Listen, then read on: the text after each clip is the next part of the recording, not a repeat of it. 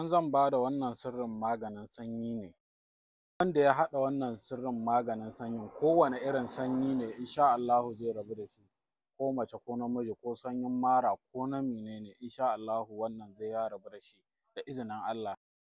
Inda za ka samu shine, ko za ki samu, abu na farko za a nemi tsamiya sabuwa, ƙwaya 4, tsamiya sabuwa, kada a manta tsamiya sabuwa ƙwaya 4.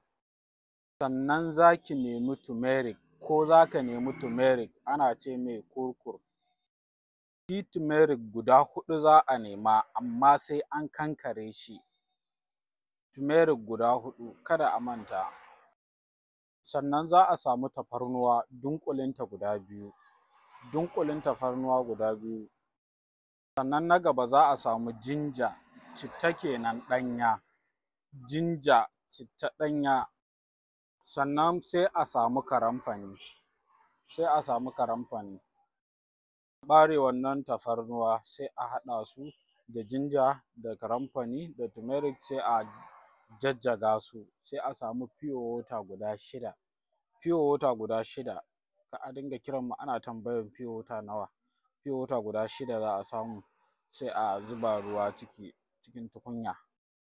Sai a tafasa shi, amma yana da sharaɗi wajen tafasawa, ba a tafasa shi ne sai da daddare, ba a tafasa shi sai da daddare.